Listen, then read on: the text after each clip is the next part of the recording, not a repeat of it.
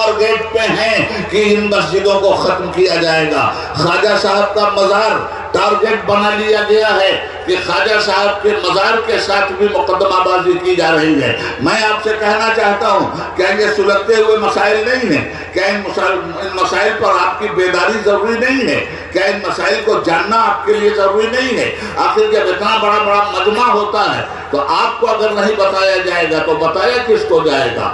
آپ کو اگر راہ عمل نہیں دکھائی جائے گی تو دکھائی کس کو جائے گی؟ آج خواجہ صاحب کے مزار کو بھی چیلنج پہ لے لیا گیا اور سنوائی کے لیے کورٹ نے ایکسپٹ بھی کر دیا اور اسی کے ساتھ ایک شوشہ چھوڑا گیا آپ کی اوقاف کی جائیداد کو بھی ہڑپنے کا۔ آپ کی اوقاف کی جائیداد کے بارے میں یہ پہلے سمجھ لیجئے کہ اوقاف ہے کیا۔ ہندوستان میں سب سے زیادہ زمین آرمی کے پاس ہے، فوج کے پاس، اس کے بعد سیکنڈ نمبر پر سب سے زیادہ زمین ریلوے کے پاس ہے۔ تو ریلوے بھی حکومت کی ہے، آرمی بھی حکومت کی ہے۔ حکومت پورے ہندوستان کی زمین لے لے اگر ملک کے مفاد کے لیے تو زمین ہم اپنی جان بھی اپنے دیش کی حفاظت کے لیے دینے کے لیے تیار ہیں، مگر یہ جو وقف کی زمین ہے آپ کی، ریلوے کے بعد آرمی کے بعد سب سے زیادہ زمین وقف کی جائیداد کی ہے، وقف کی املاک کی۔ یہ کس کی ہے؟ نہ حکومت کی، نہ حکومت کے باپ کی ہے۔ یہ زمین آپ کی ہے، آپ کے باپ کی ہے۔ یہ زمین ہم نے حکومت کی زمین دے کر کے نہیں وقف کیا، یہ ہم نے اپنی زمین وقف کیا، اور جو زمین وقف ہوتی ہے اس کا مالک اللہ ہوتا ہے۔ بھارت کی دھرتی پر تقریباً 6 لاکھ ایکڑ سے زیادہ زمینیں ہماری وقف میں۔ ہمارے بزرگوں نے کیوں وقف کیا تھا یہ زمینیں؟ اور یہ زمینیں بھی شریعت اسلامیہ کے دائرے میں آ رہی ہیں۔ وقف کی زمین اللہ کی ملکیت ہے۔ ایک واقف جب وقف کرتا ہے کوئی زمین تو پھر وہ اللہ کی زمین ہے، اب کسی مسلمان کی زمین نہیں، کسی غیر مسلم کی زمین نہیں۔ وہ زمین بیچی بھی نہیں جا سکتی، اس کا کوئی خریدار بھی نہیں بن سکتا۔ اب وقف کرنے والوں کو اللہ تعالیٰ ان کی مغفرت فرمائے۔ کچھ لوگوں نے مدرسوں کے لیے وقف کیا، کچھ لوگوں نے مسجدوں کے لیے وقف کیا، کچھ لوگوں نے اسکولوں کے لیے وقف کیا۔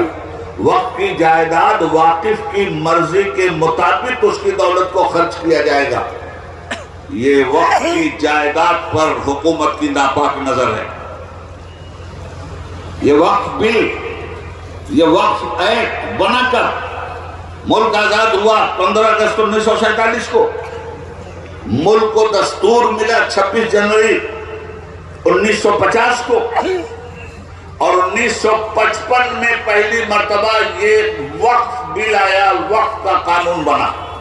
سمجھیے بات کو، یہ آپ کی چیز ہے، یہ نہ مودی کی چیز ہے، نہ موزی کی چیز ہے۔ آج اس کو ہڑپنے کی کوشش کی جا رہی ہے۔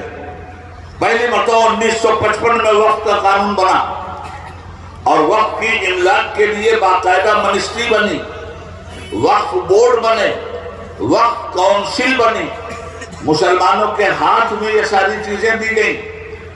اور اس کے بعد پھر 1995 تک، 1955 سے لے کر 1995 میں ترمیم پھر آئی، جو گڑبڑی تھی اسے سدھارا گیا، جو چیئرمین چورمین تھے ان کو نکالا گیا تاکہ جائیداد کو اچھی۔ 2009 میں پھر وقف کی ترمیمی ایکٹ آیا، اور اس وقت کے ترمیمی ایکٹ میں کیا تھا؟ وقف کونسل میں صرف مسلمان ہوں گے، آفیسر صرف مسلمان ہوں گے، زمین آپ کی ہے بھائی، فیصلے صرف آپ کے ہوں گے۔ وقف بورڈ جو بنے گا اس میں 11 ممبر ہوں گے، 11 ممبروں میں کم سے کم 6 ممبر مسلمان چنیں گے اور 5 ممبر گورنمنٹ چنے گی۔ اکثریت مسلمانوں کے چنے ہوئے ممبر کی ہوگی، اور پھر 11 ممبروں میں سے وہی ممبر کسی کو چیئرمین چنیں گے۔ غور سے سن لینا بات، آج یہ تمہاری گردن پہ ہے خنجر۔ آج کیا کہا؟ وقف ترمیمی ایکٹ بل لے آئے پارلیمنٹ میں، اب کیا لا رہے ہیں قانون؟ کوئی مسلمان ممبر نہیں چنے گا، 6 ممبر مسلم، یہ بھی مسلمان، مگر مسلمان اپنی بنیاد پہ چنیں گے۔ 5 ممبر گورنمنٹ چنے گی، وہ بھی مسلمان ہوں گے، مگر قانون اب تک یہ تھا۔ اب کیا آیا ترمیمی بل پارلیمنٹ میں کہ نہیں صاحب اب مسلمان کسی کو نہیں چنیں گے، اب 11 ممبر گورنمنٹ چنے گی اور گورنمنٹ ہی چیئرمین بھی چنے گی۔ ایک نقصان آپ کا یہ کیا جا رہا ہے، وقف کونسل کے اندر وقف کی جائیدادیں 55,000 سے زیادہ زمینیں اور 55,000 سے زیادہ وقف کی جائیداد چوروں کے ہاتھ میں ہے، چور گورنمنٹ کے ہاتھ میں ہے، چور مسلمان کے ہاتھ میں ہے، چور غیر مسلم کے ہاتھ میں ہے۔ مسلمانوں نے بھی چوری کیا ہے، غیر مسلموں نے بھی قبضہ کیا ہے، اور چور گورنمنٹ نے بھی قبضہ کیا ہے، صوبائی گورنمنٹ نے بھی قبضہ کیا ہے، سینٹرل گورنمنٹ نے بھی قبضہ کیا ہے۔ ہونا تو یہ چاہیے تھا کہ ترمیم ہی اگر لاتے تو یہ لاتے کہ جو قبضے میں گئے ہیں اس قبضے کو نکالا جائے، اس کی حفاظت کی جائے، مگر یہ نہیں۔ اس کی حفاظت کے لیے کیا تھا قانون؟ ایک سروے کمشنر، خوب اچھی طرح ذہن میں رکھنا، ایک سروے کمشنر بنایا جاتا تھا اب تک، جو پورے صوبے کا سروے کمشنر ہوتا تھا۔ اس کا کام کیا تھا؟ پورے صوبے میں وقف کی جائیداد کو سروے کر کے گورنمنٹ کے سامنے لے آئے اور وہ بتائے کہ وقف کی جائیداد پورے صوبے میں اتنی ہے اور انکرچمنٹ اس میں اتنا ہوا ہے، مسلمانوں نے اتنا ناجائز قبضہ کیا، غیر مسلموں نے اتنا ناجائز قبضہ کیا اور گورنمنٹ نے اتنا ناجائز قبضہ کیا۔ سروے کمشنر کا کام یہ، تو ایک کمشنر پورے ہندوستان میں نہیں، ہر صوبے میں تھا۔ اب یہ جو امینڈمنٹ آ رہا، اب یہ جو ترمیمی بل آ رہا، اب یہ مسٹر مودی کہتے ہیں کہ نہیں صاحب ہم نے سروے کمیشن کو ختم کر دینا۔ اب سروے کمشنر ختم ہے اس بل میں، اب یہ کام کس کو دیا جا رہا ہے؟ کلکٹر صاحب کو، کہ کلکٹر سروے کرے گا۔ تو بھائی یو پی میں ایک سروے کمشنر تھا جو پورے یو پی کا سروے کر رہا تھا، اس کا صرف اتنا ہی کام تھا۔ یو پی میں 80 ضلع ہیں تو 80 سروے کلکٹر ہوں گے۔ اب یہ کلکٹر صاحب کے پاس تو خود ہی اتنا کام ہے کہ اس کام سے ان کو فرصت نہیں۔ دوسرے ہر کلکٹر اپنی گورنمنٹ کا وفادار ہوتا ہے، گورنمنٹ جو چاہتی ہے اس سے وہ کرواتی ہے، گورنمنٹ جیسی رپورٹ مانگتی ہے ویسی رپورٹ اس کو دے دی جاتی ہے۔ تو کلکٹروں کے ذریعے اگر سروے ہوگا اور کلکٹر نے 2 سال تک رپورٹ نہیں دیا، 5 سال تک رپورٹ نہیں دیا، تو آپ کی جائیداد کو کباڑا ہو کر کے رہ جائے گی۔ یہ ہے موجودہ ترمیمی بل جو پارلیمنٹ میں پیش کیا گیا۔ تو یہ بل ہماری جائیداد کو ہڑپ کر لینا چاہتی ہے سینٹرل گورنمنٹ۔ ارے بھائی، ریلوے کو تم نے بیچا، ایئرپورٹ تم نے بیچا، ہندوستان کی سمپتی تم نے بیچا، پورا ملک دیکھ رہا۔ یہ وقف کی جائیداد یہ مسلمانوں کی جائیداد ہے بھائی، یہ کسی سے نہیں دی گئی۔ میں تو یہ کہنا چاہتا ہوں ایمانداری سے ہماری جائیداد ہمیں لوٹا دو۔ ہمیں تمہاری خیرات بھی نہیں چاہیے۔ ہمارے بزرگ اتنا دے کے گئے ہیں کہ اگر ہماری جائیداد ہمارے ہاتھ کر دی جائے، خدا کی قسم نہ صرف یہ کہ مسلمان خوشحال ہو جائے گا، ہم اس ملک کے غیر مسلموں کو بھی رفاہ کی بنیاد پر، چیریٹی کی بنیاد پر، خدمت کی بنیاد پر، اسلامی قانون کی بنیاد پر اتنا دے دیں گے کہ جن کو 5 کلو چاول دے کر ان کا دین ایمان تم چھین رہے ہو، ہم بلا پیسہ، بلا ان سے کوئی معاوضہ دیے ہوئے ان کی خدمت کر سکتے ہیں۔ ہماری وقت کی جائیداد کی اتنی بڑی طاقت ہے، مگر اب یہ چھینی جائے گی۔ آپ سے کہا جائے گا کہ مسجد کا پیپر لاؤ۔ میں کہتا ہوں 100 سال پہلے جن لوگوں نے زمین دیا قبرستان کے لیے، اس وقت کوئی پیپر بنتا تھا کیا؟ 100 سال 150 سال پہلے جو مسجد بنی ہے، کسی نے وقف کیا ہے زمین، کوئی پیپر بنا تھا کیا؟ اب آپ پیپر مانگیں گے، سروے کریں گے اور متولی سے کہیں گے پیپر لے آؤ، مسجد کے امام سے کہیں گے پیپر لے آؤ، اشرفیہ کی کمیٹی سے کہیں گے پیپر لے آؤ، تو جتنے لوگ بائی پیپر ہیں وہ بھی وقف کی ہے، جتنے لوگوں نے وقف کر دیا اور پیپر نہیں بنا تو زبانی طور پر بھی وہ وقف کی جائیداد ہے، اور اب آپ اس جائیداد پر نگاہ ڈال کر اس کو چھیننے کے چکر میں لگے ہوئے ہیں۔ تو جب یہ ساری چیزیں سامنے آ جائیں تو میں آپ سے پوچھنا چاہتا ہوں کہ ہماری اپنی کوئی ذمہ داری بنتی ہے کہ نہیں؟ علماء کی ذمہ داری بنتی ہے کہ نہیں؟ پھر عوام کی ذمہ داری بنتی ہے کہ نہیں؟ پھر ان حالات میں اپنے حقوق کو لیجئے گا یا بزدلوں کی طرح سرنڈر کر جائیے گا؟ قرآن نے تو کہہ دیا ہے تمہیں ہم آزمائیں گے، بھوک کے ذریعے، موب لنچنگ کے ذریعے، تپتی ہوئی ریت پہ تمہیں ہم آزمائیں گے، تمہارے آشیانے پھونکے جائیں گے، ہم اس وقت دیکھیں گے کہ تم ایمان کی کس سیڑھی پہ کھڑے ہو۔ آج اس طرح سے آزمائش کا دور آ گیا تو ہم حکومت سے کوئی خیرات نہیں چاہتے، ہمارا حکومت سے صرف یہ ڈیمانڈ ہے کہ تم ہمارے معاملات میں انٹرفیئر مت کرو، تم ہماری جائیداد کے معاملے میں انٹرفیئر مت کرو۔ اور یہ بل لایا گیا، سنیے، آپ کو کچھ نہیں معلوم ہے، زیرو بٹا سناٹا ہے آپ اس معاملے میں۔ جب یہ بل آیا تو کتنے لوگوں کے ذریعے پاس ہوگا یہ بل؟ پارلیمنٹ میں کسی بھی بل کو پاس کروانے کے لیے 272 ایم پیز کے ووٹ کی ضرورت ہوتی ہے، یاد رکھیے گا۔ یہ تو پاس کروا لیے ہوتے پہلی ہی مرتبہ، مگر ان کے پاس 272 ایم پی ہی نہیں ہیں، ان کے پاس کل 240 ایم پی ہیں۔ بل پاس کروانے کے لیے 272 ایم پی چاہیے۔ جب یہ بل آیا تو ہم لوگوں کے پیر کے نیچے سے تو زمین نکل گئی، ہم نے بھی دوڑنا پورے ملک میں شروع کر دیا۔ اب انہوں نے اپنی الائی پارٹیوں سے کہا کہ آپ لوگ ہمارا ساتھ دے کر اس بل کو پاس کر دیجیے۔ حکومت بنتی ہے کتنی سیٹ پر؟ 272 ایم پی ہوتے ہیں تب سینٹر میں گورنمنٹ بنتی ہے۔ بی جے پی کے پاس 272 ایم پی نہیں، 240 ایم پی، باہر سے 52 ایم پی ان کی مدد کر رہے ہیں جو این ڈی اے کہلاتے ہیں۔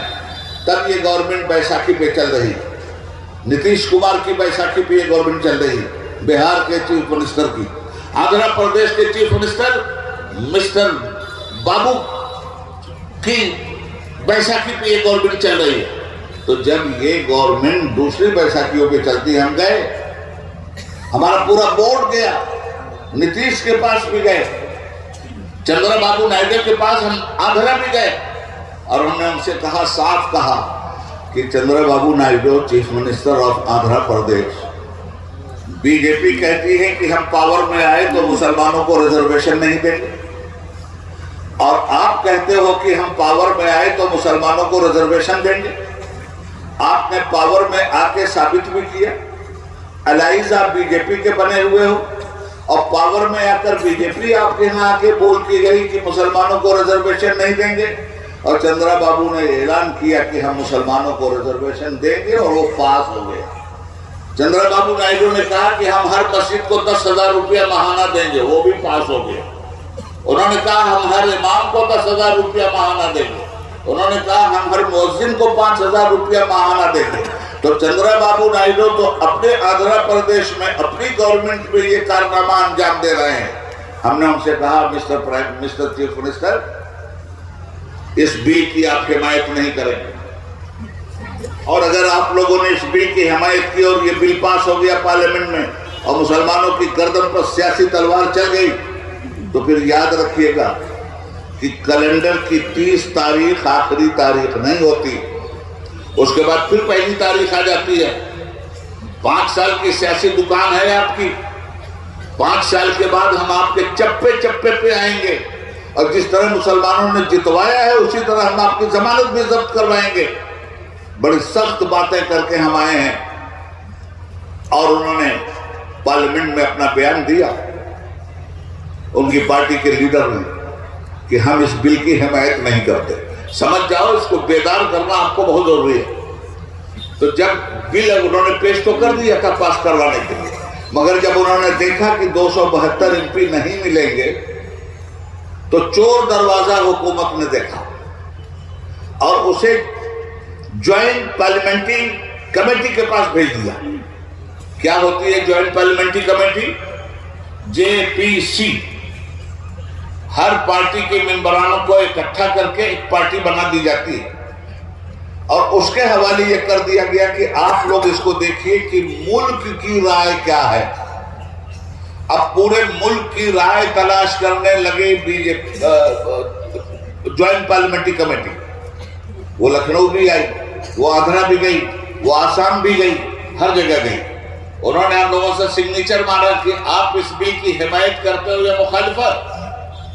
ہمارے بورڈ نے سارے ہندوستان کے مسلمانوں میں پرچار و پرسار کر دیا کہ ہم اس بل کی مخالفت کرتے ہیں، آپ لوگ اپنا سگنیچر بھیجیے۔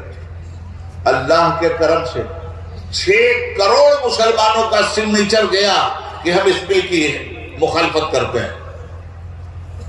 اس کے بعد بھی ہر صوبے میں دورہ ہونے لگا اور ہم اس سیشن میں جو 25 نومبر سے شروع ہوا ہے پارلیمنٹ کا، ہم ڈرے ہوئے تھے کہ اس سیشن میں یہ بل آ جائے گا، مگر گورنمنٹ 2 قدم پیچھے ہٹی، اس لیے کہ JPC نے یہ کہہ دیا کہ ہم ابھی رپورٹ دینے کی پوزیشن میں نہیں ہیں، ہمیں اور ٹائم چاہیے۔ گورنمنٹ ڈھیلی ہوئی۔ میں نے 24 نومبر کو لاکھوں لاکھ کے مجمع میں بنگلور کی سرزمین پہ کہا گورنمنٹ ڈھیلی ہوئی ہے، ہمیں ڈھیلا نہیں ہونا ہے، ہمیں اپنا مطالبہ برابر جاری رکھنا ہے۔ احتجاج ہمارا بنیادی حق ہے، مظاہرہ ہمارا بنیادی حق ہے، پرامن مظاہرہ ہم کرتے ہیں اور کرتے رہیں گے، اور کسی بھی صورت میں ہم وقت کی جائیداد سے دستبردار ہو کر گورنمنٹ کے گمراہ کن نظریات کا شکار نہیں ہو سکتے۔ آج یہ بہت بڑا مسئلہ آپ کے سامنے ہے، تو اب ان حالات میں ڈر کے اسلام چھوڑ دیجئے۔ اسلام کو کوئی خطرہ نہیں، یاد رکھیے گا، کسی دور میں اسلام کو خطرہ نہیں تھا۔ خطرہ آپ کے لیے۔ اسلام کو مٹانے کی بات اگر کوئی ناپاک سوچتا ہے تو بھول جائے۔ ہلاکو خان نے بھی سوچا تھا اسلام کو مٹانے کی بات۔ 18 لاکھ لاشیں آپ کی پٹوا دی تھی، آپ کے سر کی کھوپڑی کے مینار بنوا کر کے اس نے اپنی فتح کا جلوس نکالا تھا، اور اس نے بغداد میں اعلان کر دیا کہ آج ہم نے اسلام کو ختم کر دیا۔ مگر جس زمانے میں بغداد میں اسلام کا سورج غروب ہو رہا تھا، ٹھیک اسی زمانے میں اسلام کا سورج ملیشیا میں نکل رہا تھا، انڈونیشیا میں نکل رہا تھا، جاوا سماترا میں نکل رہا تھا، جہاں میں اہل ایمان صورت خورشید جیتے ہیں، ادھر ڈوبے ادھر نکلے، ادھر ڈوبے ادھر نکلے۔ اسلام کہیں سے نہیں ختم ہونے والا۔ اسلام کی گارنٹی رب العالمین نے دی ہے، مگر آپ کی گارنٹی نہیں دی۔ آپ کی گارنٹی کے لیے پروردگار نے شرط رکھی ہے اور صاف صاف کہا ہے وَلَا تَهِنُوا وَلَا تَحْزَنُوا وَأَنْتُمُ الْأَعْلَوْنَ إِن كُنتُم مُؤْمِنِينَ۔ گھبرانا مت، ڈرنا مت، بزدلی مت دکھانا، تمہیں کو ہم غالب کریں گے۔ شرط یہ ہے کہ مومن اپنے کو ثابت کر دینا، ایمان شرط ہے۔ تو ہمارے وجود کی ضمانت ایمان پہ رکھی گئی۔ اگر ایمان ہے تو ہمارے وجود کی ضمانت ہے۔ پھر دوسری بات، اس دنیا فانی میں ہم آئے ہیں، ہم سوچتے ہیں راحت بھری زندگی گزار لیں۔ غور سے سن لو مسلمانوں، راحت والی زندگی لے کے تم پیدا ہی نہیں ہوئے ہو، گزارو گے کہاں سے؟ تمہیں پیدا کیا گیا مشقت میں۔ لا اقسم بہذا البلد وانت حل بہذا البلد، لقد خلقنا الانسان فی کبد، ہم نے انسان کو پیدا ہی ایسا کیا ہے کہ یہ مشقت جھیلے۔ تو مشقت تو ہر حال میں جھیلنا۔ پیدا ہوئے بلا مشقت کے، دودھ ملا بلا مشقت کے، بچپن گزرا بلا مشقت کے، جوانی میں जूता तोड़ रहे हो बिना मुशक्कत के, बाल बच्चों के लिए खून पसीना बहा रहे हो बिना मुशक्कत के, हिंदुस्तान छोड़ के सऊदीया में जाकर के नौकरी करके पैसा कमा रहे हो बिना मुशक्कत के। इंसान की जिंदगी ही मुशक्कत से भरी हुई है।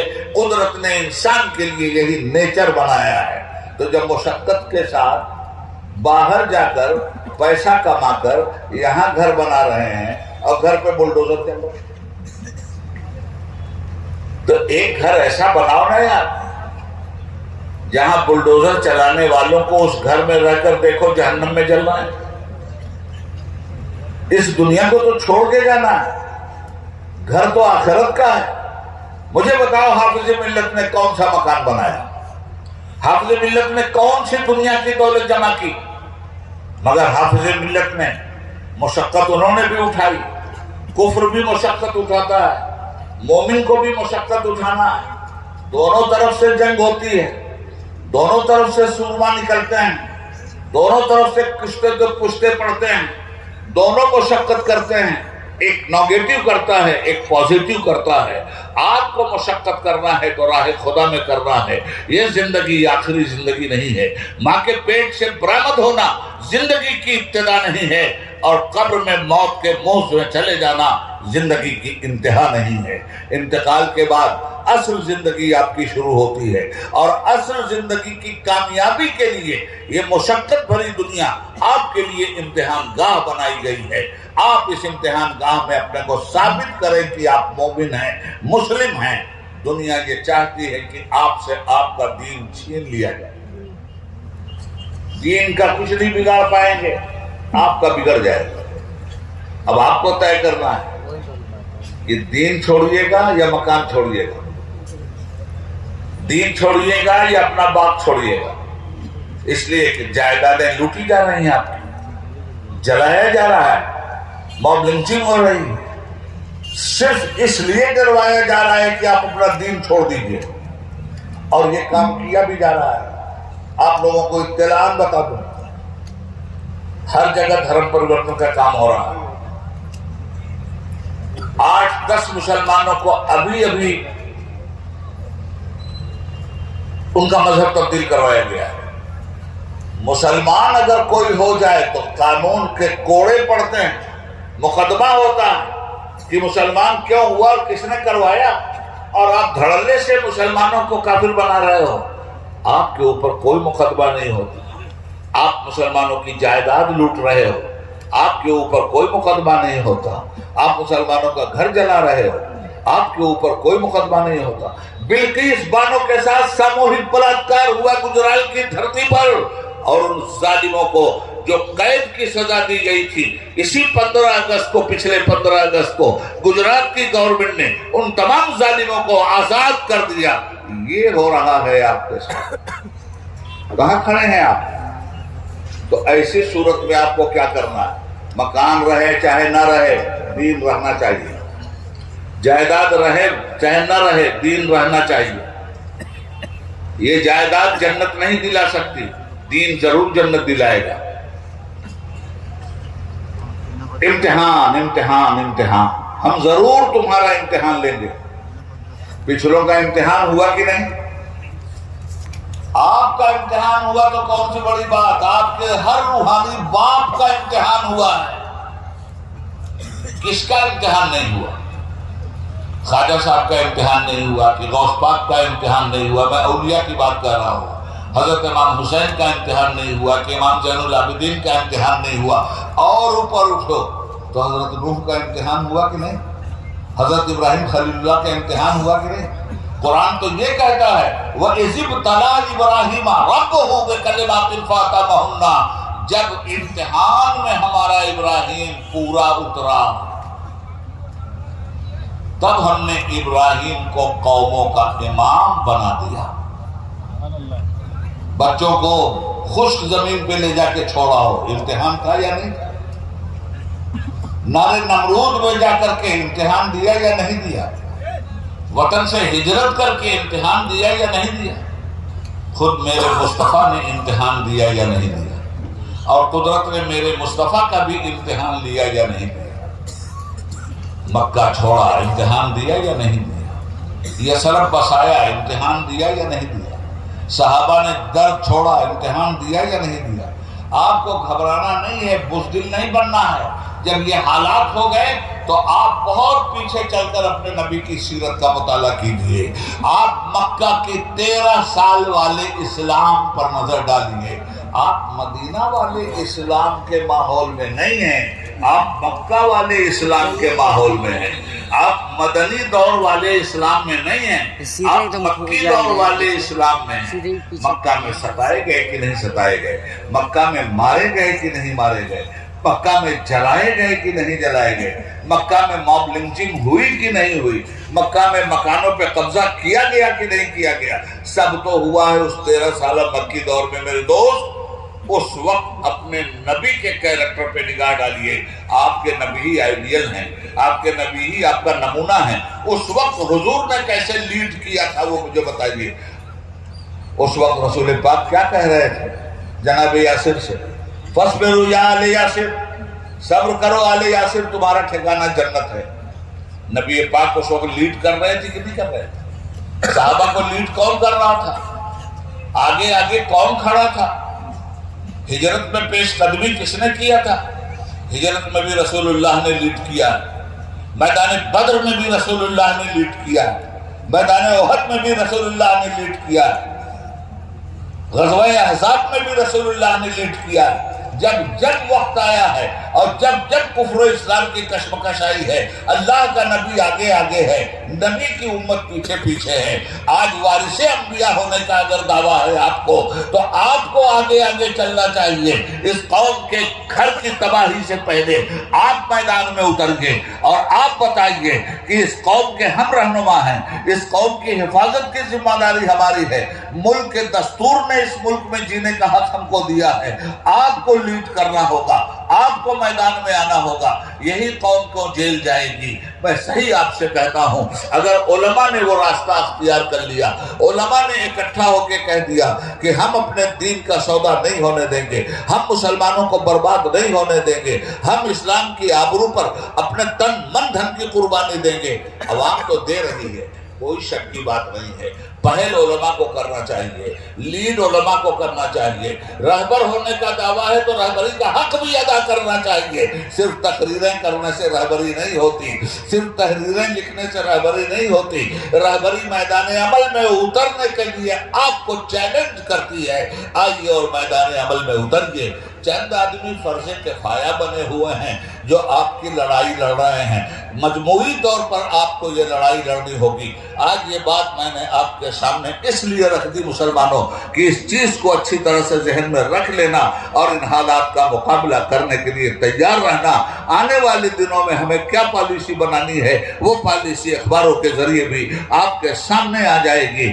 اس قلعے پہ نگاہ ہے، اس زمین پہ نگاہ ہے، آپ کی مسجدوں پہ نگاہ ہے، آپ کے مزاروں پہ نگاہ ہے۔ معلوم نہیں کتنے مزار توڑ دیے گئے، کہاں کھڑے تھے آپ؟ معلوم نہیں کتنی مسجدیں توڑی گئیں، کہاں کھڑے تھے آپ؟ ایک طرح سے آپ کو بزدل بنایا جا رہا ہے، دہشت گردی کے ذریعے آپ کو سیکنڈ نیشنل بنانے کی کوشش کی جا رہی ہے۔ اس لیے میری گزارش ہے آپ سے کہ آپ اپنے حق سے کبھی دستبردار مت ہوئیے گا، آپ اپنا حق ڈٹ کے لیجئے گا۔ کوئی مائی کا لال آپ کا حق آپ سے نہیں چھین سکتا، ہم سے کوئی دوسری ہجرت نہیں ہونے والی ہے۔ ہم تو وہ لوگ ہیں کہ زمین پہ بھی رہتے ہیں تو ہندوستانی ہیں، اور مرنے کے بعد قبر میں بھی جاتے ہیں تو ہندوستانی ہیں۔ منہا خلقناکم وفیہا نعیدکم ومنہا نخرجکم تارۃ اخری۔ ہم اسی زمین سے پیدا ہوئے ہیں، اسی زمین میں جانے والے ہیں، اور اسی زمین سے روز قیامت اٹھنے والے ہیں۔ مسلمان اپنی زمین بھی نہیں چھوڑے گا، اپنا ضمیر بھی نہیں چھوڑے گا۔ جاگنے کی ضرورت ہے، کسی پہ ظلم نہیں کرنا ہے، ظلم سہنا بھی نہیں ہے، کسی کے ساتھ بے ایمانی نہیں کرنی ہے، بے ایمانی ہونے بھی نہیں دینی ہے۔ آپ کو اپنے حقوق کی حفاظت اور پاسداری کے لیے جگانے والوں کی ذمہ داری ہے کہ وہ آپ کو جگائیں، اور جس طرح سے بھی ممکن ہو سکتا ہے آپ کو عملی اقدامات کے لیے کھڑا کریں۔ حضور حافظ ملت نے عملی اقدام کے لیے آپ کو کھڑا کیا تھا۔ حافظ ملت نے صرف یہ عمارت نہیں بنائی تھی، اس عمارت کے ساتھ ساتھ انسانیت سازی کی تھی، اور حافظ ملت کے دنیا سے چلے جانے کے بعد 50 سال تک یہ کارواں عزیز ملت کی قیادت میں کس شاندار طریقے سے چلا ہے. آپ ذرا سے دیکھو جب آدمی کردار میں ڈھل جاتا ہے تو دنیا اس کی کیسی رسیہ ہو جاتی ہے, دنیا اس کی کیسی گرویدہ ہو جاتی ہے. حافظ ملت کا کردار ہم نے دیکھا ہے, آپ لوگوں میں بھی بہت لوگوں نے دیکھا ہوگا. مگر جب عزیز ملت کو سربراہ اعلیٰ بنایا گیا, 29 سال کا نوجوان, رنگینیاں اسے پکار رہی تھیں, جوانیاں اسے پکار رہی تھیں, شباب اس کی چوکھٹ پہ کھڑے ہو کے آواز دے رہا تھا. دنیا بھر کی نئے رنگیاں اس کے سامنے تھیں. جاہل بھی نہیں تھا, وہ عالم بھی تھا, انجینئر بھی تھا, الیگیرین بھی تھا, مصباحی بھی تھا. 29 سال کی عمر میں کون کنٹرول کرتا ہے اپنے نفس کو؟ مگر واہ رے حافظ ملت, کس طرح آپ نے ہمیں اس سرمایے کی نگہبانی کرنے والا لیڈر دیا کہ اس نے 29 سال کی عمر سے لے کر آج 80 سال کی عمر تک بے داغ زندگی گزاری ہے, اپنے شاندار کیریکٹر کے ساتھ زندگی گزاری ہے. اور یہی وجہ ہے کہ 20% کام حافظ ملت کے زمانے میں ہوا تھا اور 80% کام اس 50 سال کے اندر حضرت عزیز ملت نے کر کے دکھلا دیا ہے. تو یہ مدارس اسی لیے ہیں کہ قوم کو نمازوں کی بھی یہ تبلیغ کریں اور میدان عمل میں آ کر اپنے حقوق کی حفاظت کی بھی یہ تبلیغ کریں. دونوں چیزیں آپ کے سامنے ہیں. جب باہر کی طاقت دین پہ حملہ کرے تو بھی انہی علماء کی ذمہ داری ہے, اور جب اندر والے شراب پینے لگیں, اندر والے زناکاری کرنے لگیں, اندر والے جوا کھیلنے لگیں, اندر والے سود کھانے لگیں, مسلمان ہی اپنے اندر فیکٹری کھول لیں. 2 فیکٹریاں کھلی, آخری بات کہہ رہا ہوں, وقت نہیں ہے. 2 فیکٹری اس وقت ملک میں کھلی ہے, ایک حکومت نے کھولی ہے, ایک مسلمانوں نے. 2 فیکٹری, ایک فیکٹری کھولا حکومت نے, دوسری مسلمانوں نے. حکومت کی فیکٹری سے دہشت گردی نکلتی ہے, حکومت کی فیکٹری سے موب لنچنگ نکلتی ہے, حکومت کی فیکٹری سے مسجدوں پر حملہ نکلتا ہے. یہ حکومت کی اسپانسرشپ ہے. اور مسلمانوں کی فیکٹری سے کیا نکلتا ہے؟ بدعملی.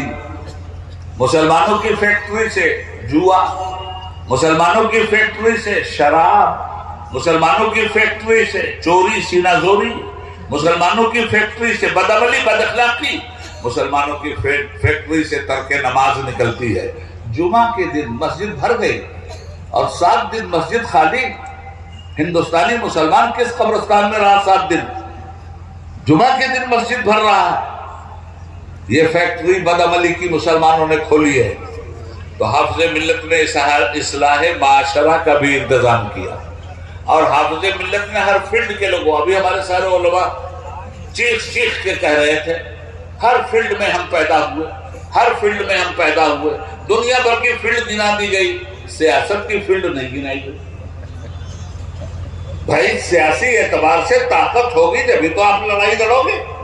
انجینئر گنا دیا آپ نے, ڈاکٹر گنا دیا آپ نے, معلوم نہیں کیا کیا گنا دیا آپ نے. سیاسی مدبرین بھی تو گنانا.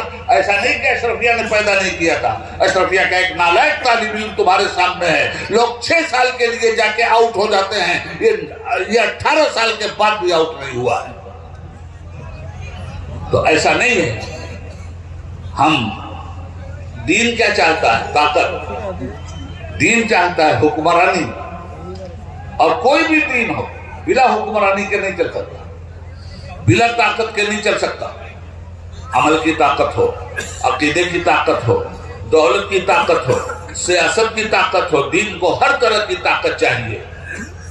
اس لیے حافظ ملت کا یہ کنسپٹ تھا کہ ہم ہر طاقت کو اشرفیہ کے پیٹ سے پیدا کریں گے, اور حافظ ملت نے ہر طاقت کو کچھ کم یا کچھ زیادہ اشرفیہ کے پیٹ سے پیدا کیا. بے شمار علماء, محدث, مفکر, مبلغ,